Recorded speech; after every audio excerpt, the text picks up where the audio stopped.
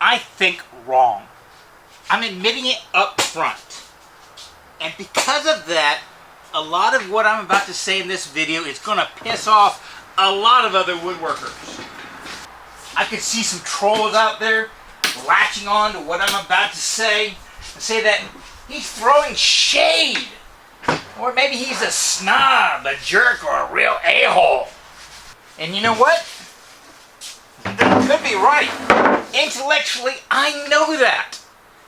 But the educator in me is going to block out those thoughts every single time.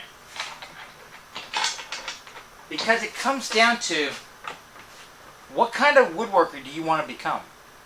I didn't start woodworking with big romantic ideas of mass-producing plywood boxes. No, I was thinking I wanted to make heirloom tables, chairs, clocks, display cabinets, containers, and even some art pieces. The idea of spending vast amounts of time, money, and energy creating stuff that doesn't progress me towards that kind of romantic goal just seems illogical. If my dream isn't to create plywood boxes, why do I want to spend all my shop time, my time learning, slapping together plywood boxes, when I could be refining and practicing skills to build stuff that I actually dreamed about when I got into this hobby? Shop builds like this combination router table, outfeed table for my table saw, they are our learning opportunities. And yes, it is total overkill if all I'm wanting to do is make something that will last me for 4 or 5 years. I'm using techniques here, practicing techniques here for furniture builds that would last generations. Again, overkill for the desired job of just throwing it in your shop and abusing it. But where better the opportunity to learn, to experiment, to fail, to make mistakes, to test design theories, design applications, than in projects that don't really matter. I mean, even if I didn't have the tightest of joineries here, it would have been a perfectly functional router table for my shop. But the thing is, by putting a little extra time, this might have taken me maybe twice as long as building just the more traditional router table, just plywood box, pocket hold, rabbited, dado, glued, screwed together. I mean, the Norm Aderum kind of set that as standard for this design of router table that everyone's kind of copied. This is way overkill. But I've now got experience. I've now got a lot more practice. I've learned techniques, tips, and tricks that I can apply elsewhere. They are in my mind. So that when I start building the stuff I want to be proud about for my family, friends, or even to sell, I have this skill set, this learning opportunity to draw upon. I mean, if all you're doing is making IKEA clones for your shop, when the time comes to make the important stuff, all the experience you have to draw upon is making IKEA clones. If you want to do more complicated stuff, you're starting from scratch when you're working on something that's kind of important. And another aspect about pushing your skills, in my mind, this is a beginner level project. This is where you learn the stuff. And if you're doing stuff to this level, well, if you have a spouse that you have to kind of justify your tool expenses to, this is a time to bring them in. Put out a piece of paper on the kitchen table and say, hey honey, I'm going to be building me a tool. It's just going to be a box I can set stuff on, so I want to practice maybe some of the kind of furniture styles that you want to see in our house later on down the road. Hey, tell me what you're looking for. You liking arts and crafts style? You want to go more modern style? Let's figure something out that I can practice on this that we can apply elsewhere. Do that. Bring them into the hobby of yours in something that they could see a benefit for themselves. Maybe they'll open up the bank account a little bit more and let you buy some more tools. But if all you're doing is building the IKEA clones, chances are it'd be hard to justify it when you could buy it from IKEA. A lot cheaper, more efficiently, and probably better finished. For at least something that'll last a few years. Now looky here. Now I started this series by building the router table top, so we could use a router table to build the router table. Now the lift, this T-track, and this right here were all provided to me from Rockler. I actually chose the router plate, and I approached a prior contact for them to see if I could work out some kind of deal. And along the way, they wanted me to try out some of these T-tracks. And once I've gotten the substrate built, the rest of the router tabletop was simply inlay work, marquetry work, so to speak. And I've done that with hand tools, but this gave me a chance to experiment with power tools. The first being cutting a groove, starting with the table saw. Then I'm going to take my piece, I'm going to put it right up against the fence. Right after I made that cut, I'm going to slide my board right on over. I'm using the board simply because it's really heavy, and with that blue tape, it ain't moving anywhere. Okay? So now I'm going to loosen the fence up in order to remove this piece right here. Then I bring my fence right back over. Well, I've now got this distance plus the width of my curve. So I've got to use this right here to remove that width of the curve. I'm going to place my shim right next to my piece and then bring my fence right back over. So I've now got the distance of my table saw curve going back the other way.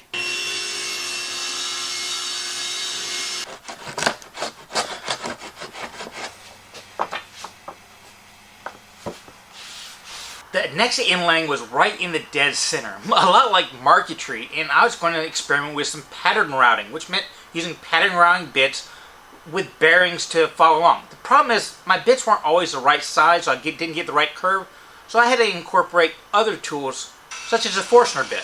Then it was just a matter of clearing out the center with a jigsaw and routing that pattern.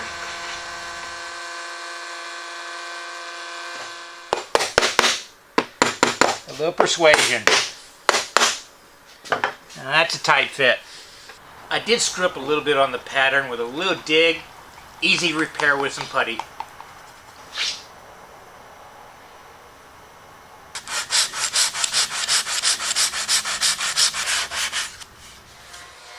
Then it's a matter of putting that pattern on my router table and routing out the recess, the marquetry. I could use the same skills for a lot of different stuff.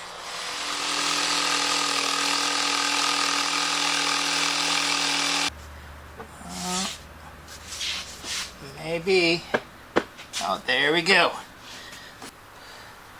Add in some hard points so that the grub screws could have something to brace against, and level up the top, and we were done with that.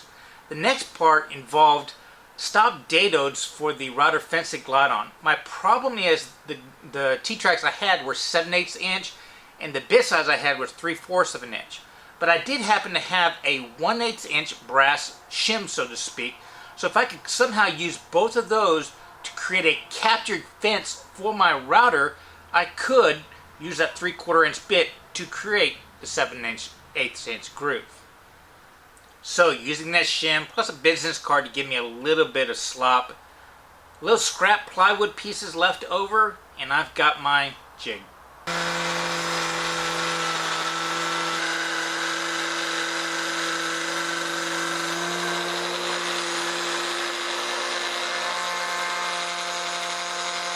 And it's an odd angle for the camera, but I think y'all can see what I'm doing there.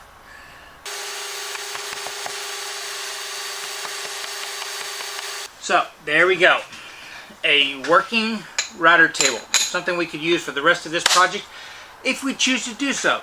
Now I hope y'all noticed that this was outside of my comfort zone. I have never liked using routers, and that's one of the reasons why I'm getting a router table, is because the other options I've had, I've never enjoyed using them.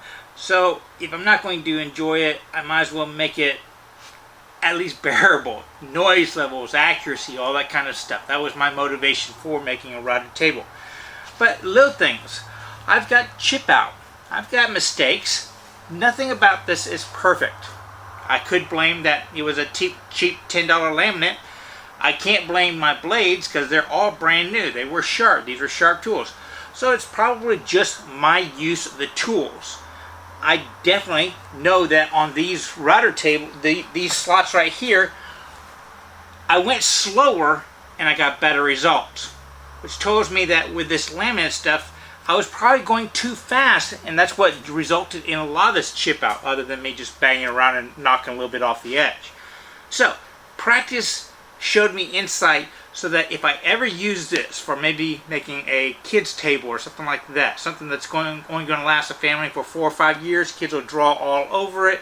It's a $10 laminate top on some plywood would work wonders. This was great practice for anything like that I want to do.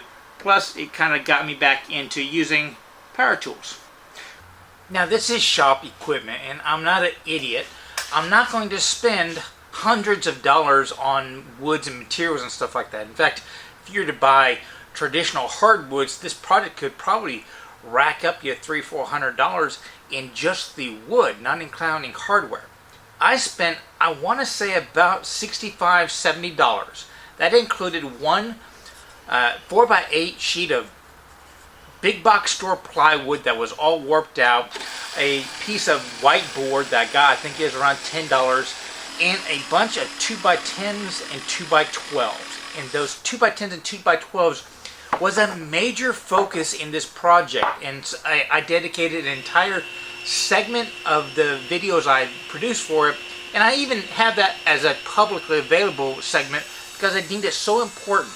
Getting good practice in selecting grain, using it both for aesthetic and functional purposes. And 2x10s, 2x12s, that's some of the cheapest practice you will get. You can get very stable, clear wood, but you have to make it. And that's starting from the pieces you select from the store, selecting them for a purpose in the build, bringing them back, segmenting them out to get the optimal grain. I mean, it is all about the grain. And then processing it in a manner so that the grains of the individual pieces, if you're doing a glue up, like on the legs I did in this video, will line up so it looks homogeneous. It almost looks like a solid block, even though you're starting with something that is only 1.5 inches thick to begin with. Okay, so here are my 4 legs. I came down to about 2.5 inches on each one square, and I had the glue joint on top of all of them. So you should be able, from 1.5 feet to the camera, to tell where the glue joint is, right? Pretty consistent all the way around. Before I went to bed last night, I went ahead and milled up the other parts that's going to consist of the frame of our frame and panel design. And what I mean by that, this is a printout of my iPad sketch, is I have these 3 stretchers right here. These 2 right here are going to be structural, and they're going to go all the way around. They're going to lock the whole frame together. This one right here is just going to be a tray for me to put stuff on. So I'm only going to have those 2 up front. And how I made those was I have 2 shorts and 2 longs. The key difference between the 2 is I wanted the main one that's going to be holding a lot of the weight to be 2 inches, this one to be 1 inch. I like having different sizes for the stretchers of my furniture pieces because I think it gives it a nice aesthetic. If you have them identical, it kind of looks somewhat production made. But when you're milling, you're going to get these offcuts all the time. And these are perfect pieces to save because they're the tool that will alleviate a lot of your ineptness. Now, yes, in my design, these stretchers are all different height, but the length between the edges are all identical. So if I only have to measure that once instead of 6 times for the front side and 4 times for either of the other sides, it would sure make a lot more sense. Why increase your chances of making an error? And that's where these kind of offcuts come in. They're thick, they'll hold their settings, they're not too fragile, so they can take some abuse. Out of these, we make our story sticks. If you lay everything out on this stick, you can then transfer those lines to each one of the individual pieces. And you can do one leg on one side, the other side you can do another part, or you can do different parts on different portions of the leg. And if you want to reproduce your work, all you gotta do is go find the old story stick you built it off of. It's a great way to save what you do for reproduction purposes, along with eliminating those errors of measuring each part individually. Me, being the lazy person I am, I will actually take my measurements directly off of the piece when I'm making it. So I can come over here, I can drop my knife line right in there, bring that up, and then just bring the piece up to it. And I know that this right here is going to be the width of my piece. Really easy way to lay stuff out. That way, if you're milling stuff up and you don't have it dead on perfect to the measurements you put in your plan, it doesn't really matter that much. So in the end, I end up with one story stick that covers all my measurements for my legs, and the other side covers all the measurements for the long and short stretchers. No real way to mess up transferring lines from here on out. Plus, now that I have the story stick with its definite top and bottom, if you remember earlier, I oversized all my leg blanks because, you know, my tools have some snipe to them. I oftentimes get a little cracking on the end as things dry. So if I want to get the perfect spot, I can now come over. See right here, I've got some offset coloring, plus the fact that there's a little split on this side, but not necessarily that side. But this is my negative side. So I can now come over here and position my leg to get the best area of my blank. It doesn't have to be in the center. It could be up here somewhere. Then when I begin laying out my legs, the pieces that I'm going to be doing, using the legs story stick, I'll use a little bit of blue tape to anchor it. That way there's less chance that I accidentally shift it. And from there, I just lay it out. I can place my knife line, transfer it over, and make a nick in that corner. Place it in my knife, transfer it down, make a nick. I now use my square. I'll drag it across until I click into where I made that little nick and mark my line. On here, click it in, and I come up a little bit and I mark the center. So real quickly, I want to talk about cutting the mortises. A mortising machine really is a simple device, and it does one thing extremely well: making square holes. Matter of lowering it down, drilling a square hole.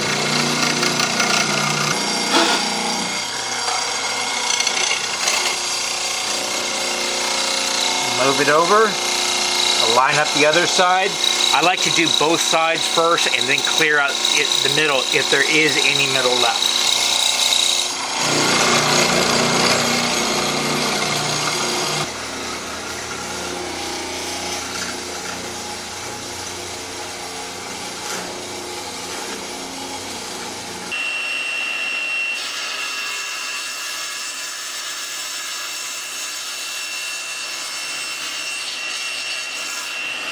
After sizing all of these legs, we now have them done, with the exception of maybe adding a taper to the bottom of them. That's optional.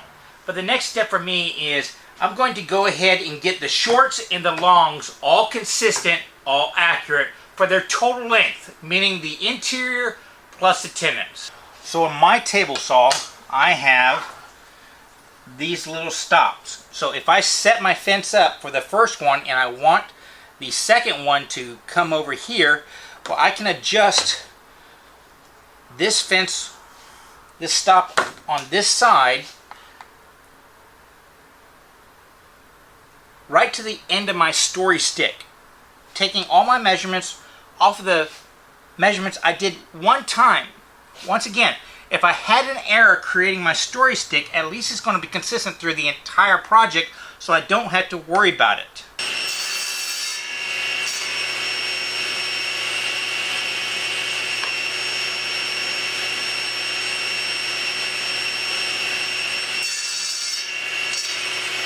I'm going to admit to you, at this point in my woodworking career, if I was making something for a paying customer, I would now turn to hand tools for all the joinery, the sawing and stuff like that. And if that's the approach you want to go, I do have 2 sawing technique videos I would highly recommend, because it's going to give you some tips for getting directly on the line with a lot of cheats and stuff like that. But because this isn't a paying project, and I now have a saw that I'm fairly confident I can get accurate, repeatable results with it, I'm using this to practice newer techniques to me. So I'm going to be using the table saw for a lot of joinery based upon what I've always been told is the way to go, but when I've tried it on the job site saw, inaccuracies popped up. Hey, shop equipment, as I said, it's time to practice so that you can be confident when your money's on the line. And consistency is the name of the game here. So what I've got is I've got a little magnetic brace that's about 2 inches from my fence, and I'm using the fence simply to kind of back it up because this magnet isn't the strongest. And I've set that distance from here to the other side of my blade to be the perfect 1.5 inch. The hard part for me is setting the depth.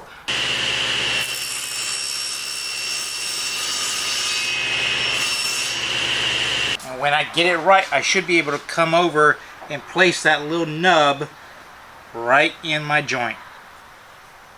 Yep, that'll work.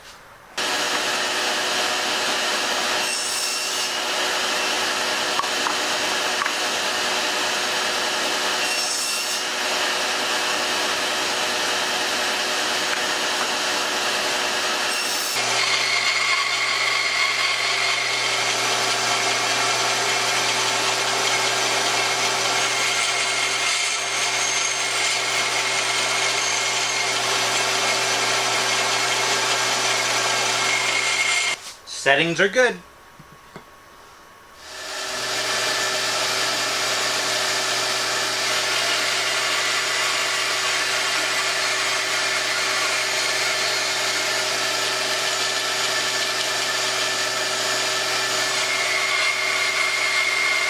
Now, I don't care how good your machining skills are, you are always going to end up with some stuff that has little bits of schmutches on it or little things you need to clean up.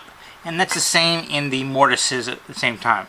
So spend 5 minutes or so, get a single point reference, then just clean up all your joints. It's where a nice sharp chisel comes into effect. So there we go, the frame of our frame and panel design.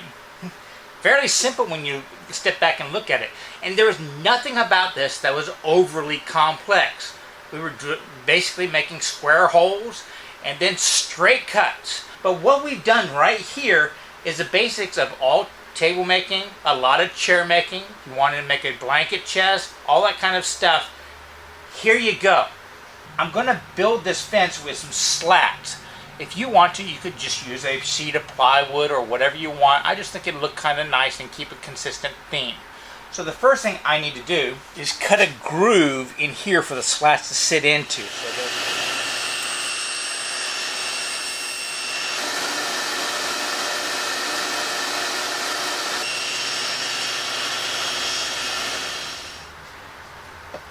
Now I just cut the groove on my table saw, just taking a few passes. It doesn't really matter how smooth the bottom of this is. And you could do the same thing with a router plane, a hand plane, or even a regular router on a straight bit. It doesn't really matter, it's just a groove. Anybody can do it. So now reassemble your bench. So I have another one of my story sticks, and just so happens it fits pretty good in that groove. So that's about the thickness we want. So to get the overall length I want, I actually do want this to be pretty accurate. So this comes in maybe 1/4 inch. I don't want too much slop in there, so I am going to mark it directly like that, and that is going to be my length.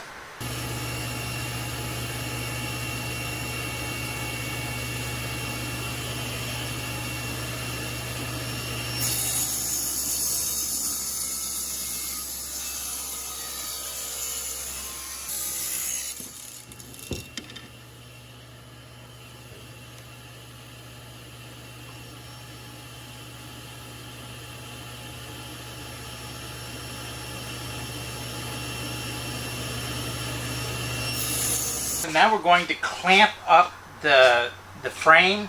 We are not gluing it yet. We're just clamping it so all the joints are really tight, And then we're going to glue these slats into this bottom platform. And that will make both sides of this one unit. The reason why we had to clamp it up now is because once you glue it, this distance can't change, and I need it to fit into these mortise tenons. Now, things like this do not require a whole lot of gluing power. The glue is really just there to keep them still and from rattling around. The holding power comes from the frame. So in these kind of situations, I would typically just put a little glue on the bottom of the groove. And then these are thin enough that you can slide them in or come in sideways. There we go. Drop it in. Make sure it's balanced. Press. Make sure it's fully pressed in. And then we're going to flex this to make it seat.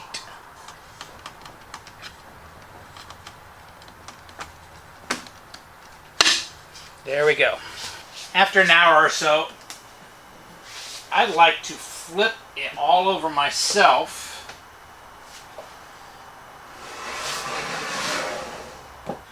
Then drizzle a little bit of CA glue so it'll soak in a little bit. Not a bad looking shelf, and we did it by making a panel. Yeah, we got two outside frame pieces and then the connecting panel in the middle. It's just a separate way. This is a method of making panels in a groove around the whole center. Now we get to start having some fun. And truly, I want you to deviate from my plans at this point. In this 8th section, we are going to be making the exterior panels, the looks of our design. And I'm going to show you techniques, just a simple groove with bridle joints for it to hold the panel in, and you can use those for a lot of different styles of work. I'm going to play around with some cloud lifts and just go from there, and maybe even a little miniature, what do they call those? Shiplaps? But again, this is playtime. And if you have a spouse that you're kind of having to justify your cost with them, this is the time to ask them for their opinion. Hey, I'm practicing a new technique. Is there a style you want me to practice so that maybe I can build something for our house? Because again, if all you're making is IKEA clones, that's all they're going to expect you to be able to do. Last evening, I went ahead and dimensioned all the parts for my design of both the exterior and the 3 interior panels that we're going to have to make for what I'm doing. And it's really going to be fairly simple. But I'm going to show you a lot of tricks because as much as you plan, I'm afraid this square is never going to be square. So it is now parallel with the rail and it is clamped tight on both sides. So I can then take a chisel, lay it down flat, and using one of those corners, just kind of mark the layout. I'll do that on both sides. Doing this for every single board will definitely take longer, but you know you've captured any error in angles automatically. I mean, it's just kind of intuitive in the setup. Now the reason why I use a hand saw is because that angle that I marked with the chisel, once again, it might be a fraction of a degree off. But in all seriousness, with a hand saw, I don't know the difference. I'm just sawing to whatever line shows up. I can't really do that consistently with a table saw. Let's see. It should be tight enough that you cannot angle it. It's just going to go in just dead perfect. Yeah, even the slightest angle and it's kind of tight to come in.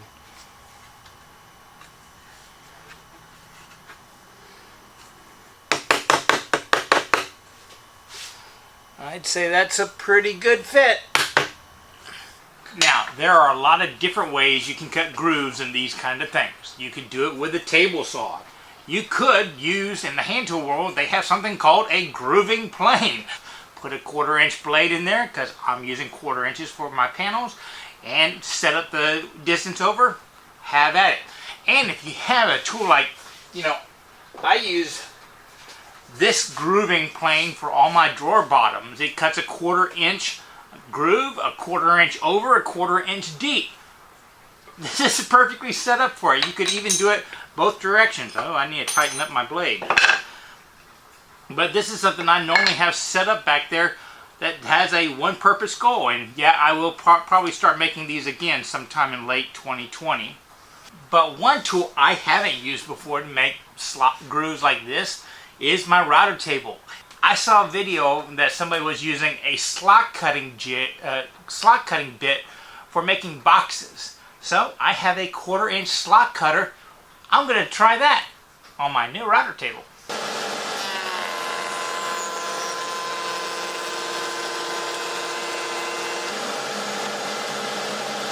So here's how easy it is to change a bit in this router thing. And one of the key reasons why I bought this rocker one was for this one little feature right here. Well, two features. I got a button. Ooh. Pops that off. And then they have a quick adjuster to raise up the bit. I also got, they sell custom wrenches for different routers. This one's specifically for my Porter cable. What I like about it is, see this little clip right there? I mean, how many times are you having to constantly undo these? This just kind of finds the top perfectly. Now for the next operation, I'm going to try and make those little shiplap joints for the little thing. So I've got this, I guess it's a dado bit, what you would call it. So drop it down to its base, lift it up a little bit, tighten up on the collet so it stays there. You don't want your bits to be on bottom. Somebody can tell me why. That's just a rule. And there we go. Tighten it up. Find the right collet size.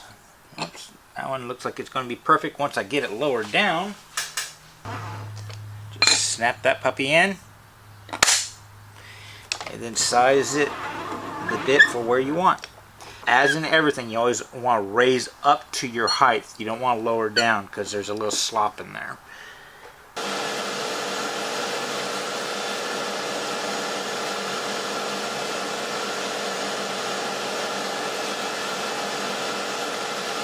And there we go. After raising it up a bunch of times, a 64th at a bit, I get a really tight joint. You know, that would be the best glue joint because you have lots of long grain to long grain. Now the reason I like doing the grooves in the bridle grooves first when I'm cutting bridle joints, because it kind of gives you a measurement of what you're cutting off.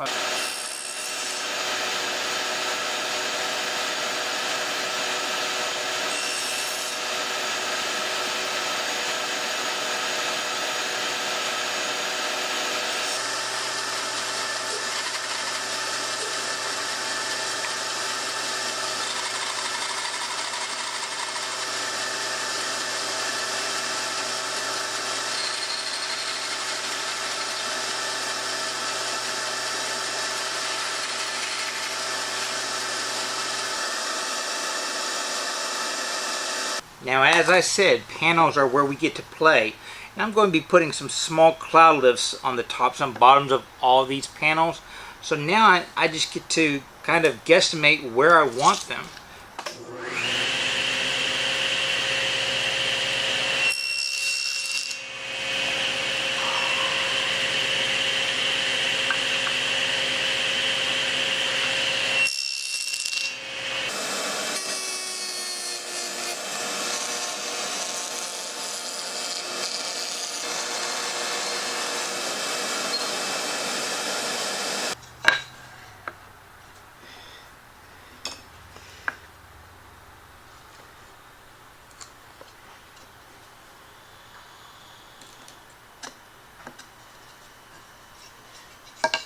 You just kind of round over the corner, and some people will extend it into the body. So for example, I'm going to take my knife and I'm just going to make an indent right there so that I can bring the cloud lift down a little bit by carving into that cut. And this is details that nobody's ever going to notice. There we go. A tiny little cloud lift.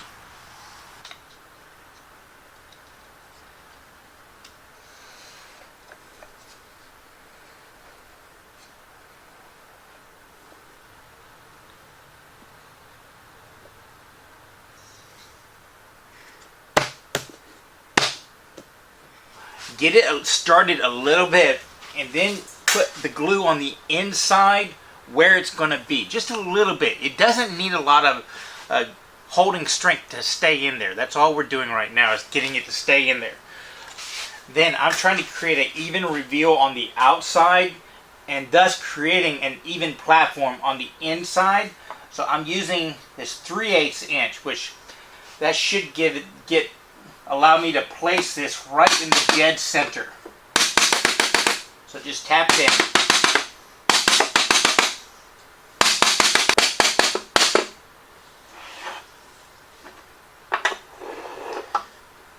Feels good.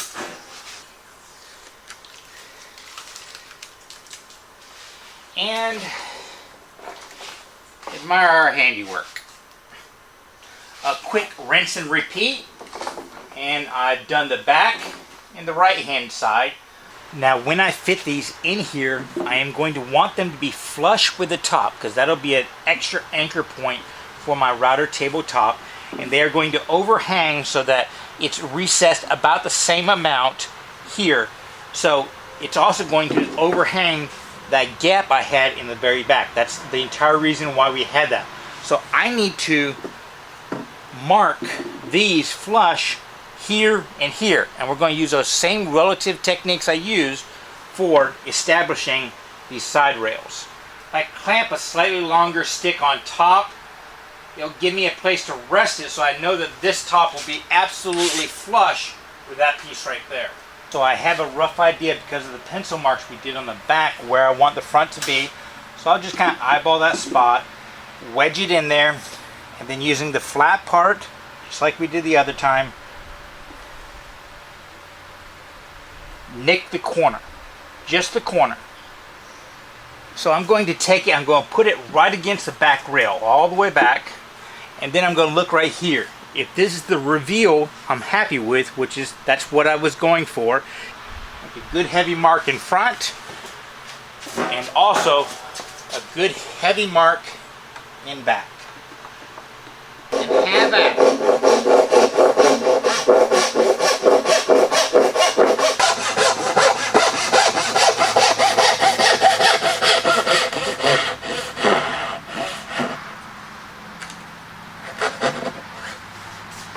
That done, you should be able to kind of slide them right in. I've got my pencil lines where I believe they should be. Drop it in. There's that one. Let's see how this one fits. Now, because those 3/4 inch panels are centered on a 1.5 inch rail, that does create the ledge that I took advantage for with those center panels. But it also creates a problem for future installing drawers. So I need to put some braces in there that's going to take up that space, both front and rear, so it will line up with the front legs, so I can have a smooth sliding surface for the rails of future drawers. Additionally, I can use these braces to secure those center dividers, so that in the future, if I want to repurpose this table, I can just remove the braces, remove those center dividers, and I have a standard frame for a table. Now, in order to make those braces parallel so that the future drawers will slide efficiently, I am making a shim, or kind of a gauge, so that both the front and rear will be the exact same width. Then just wedge those center dividers in between two braces, and it's rock solid.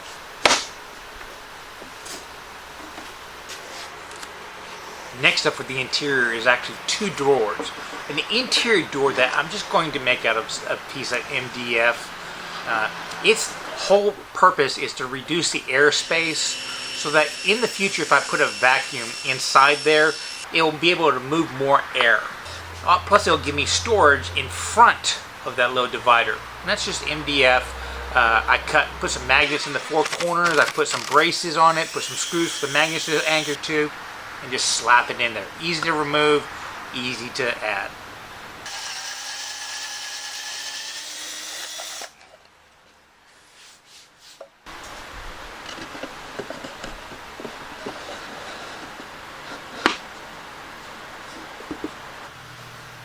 Now the centerpiece is the main door, and it's made with the exact same joinery, the exact same components, the exact same style as I did for the other panels in the area.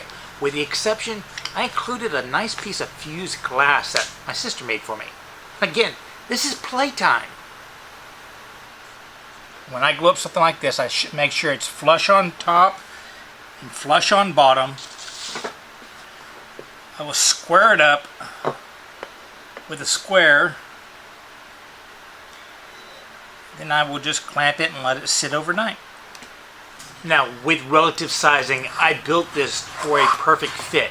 Unfortunately, with the quarantine, I can't go out and buy some nice hinges, so I'm just using some hinges I had on hand, and they kind of require a little extra gap. So, as usual, you can fit stuff with a hand plane, just taking off a little bit more on one side than the other.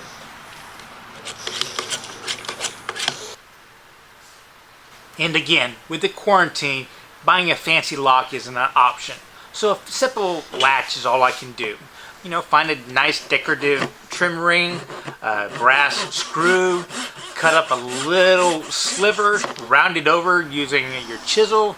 Kind of uses a guillotine cut, and you can really shape some nice stuff that way. And then cut another piece for it to slot into. Glue that on, then the latch will twist on the screw. Simple, elegant, they've been doing it for years, but it's what we have available.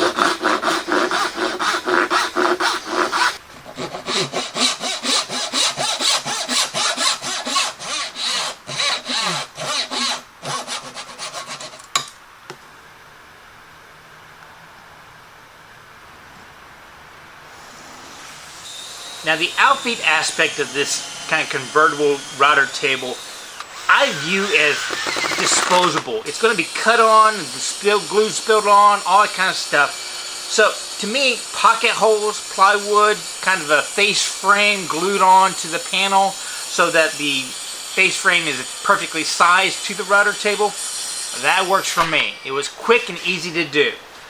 Unfortunately, you know, me being that snob that I am, I personally cannot leave plywood side grain visible. So a little trim piece at the end just to cover up that ugly plywood side grain. That was a little decoration for this disposable aspect of my convertible router table. And there we go. One custom fitted flat surface that I can use as an outfeed table for my table saw. But some of y'all might notice it's about an inch too high. I put in that little wiggle room, and in the plans you will notice that on the legs, instead of giving you a real height, I give you a height plus a little cutout section so that you can customize it for your table saw or whatever outfeed you're doing or whatever height you want. This gauge should allow me to slide my work off the table with just the slightest of gap anywhere on my tabletop. So with that gauge, you're going to want to find some kind of flat surface. I'm just going to use my tabletop. Could use a workbench, you can even use the floor. Then with a very sharp pencil, making sure that you're keeping the bevel on the plywood, not tilting this up. The bevel on the plywood, go ahead and mark all the way around all your legs. A lot of times I will do is I will come over and I will saw my lines so that if I get a little bit off I can correct, and thus creating that path of least resistance.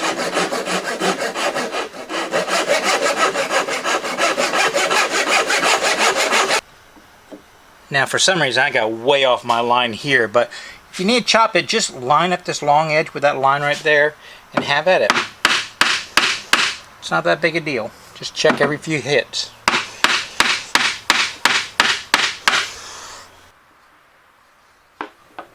Now towards the end of any project, you're always going to have lots of little things you need to do. And I cover all of them in detail in the longer build series I'll talk about towards the end. Well, one of them was installing the start-stop switch. There are a lot of ways you could do it, but I chose to use a scroll saw that I had. It just kind of made my life a little easier in this one aspect.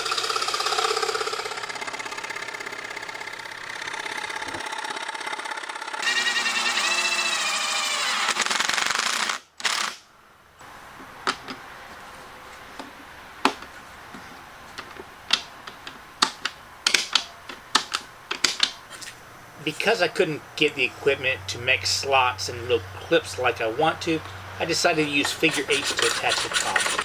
Then take your Forstner bit, line up that hole, and it's just super simple. Just drill down till you think that that's about flush enough. Take a chisel, square up the corners. That way these things will have room to rotate, so to speak.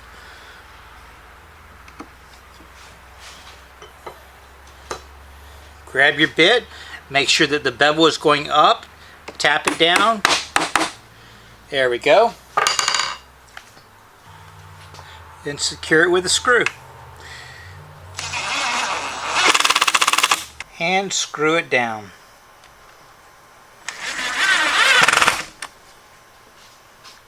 And then in each one of the corners, really, really tightly, go ahead and screw down a brace.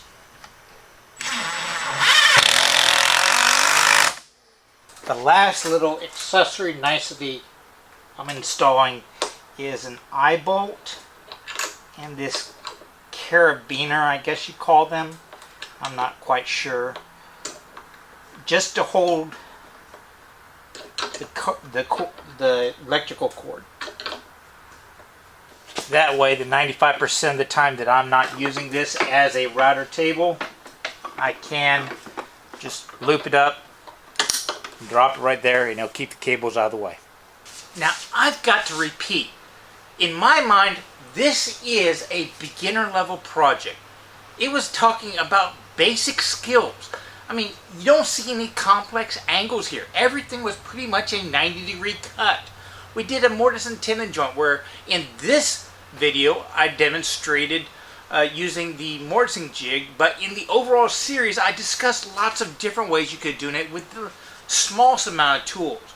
And I hope you understood that this video was little clips from the dozen other videos I did on this project that if you look down in the description, I'll explain how you can get access to those.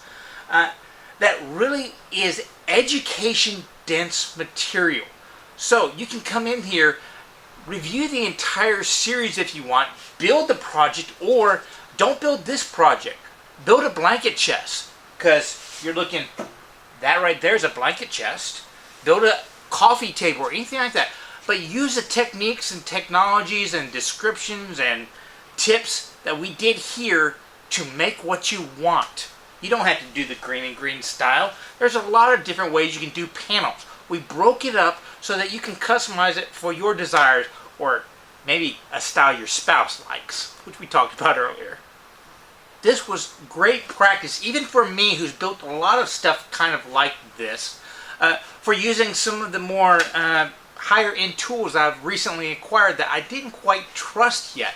Now, after doing hundreds of mortise and tenon joints, it feels like, lots of slats, all that kind of stuff, I trust my machinery. So when I'm doing more expensive stuff for real customers using more expensive material that I don't want to risk messing up, I will probably go with machineries in addition to the hand tools I trust.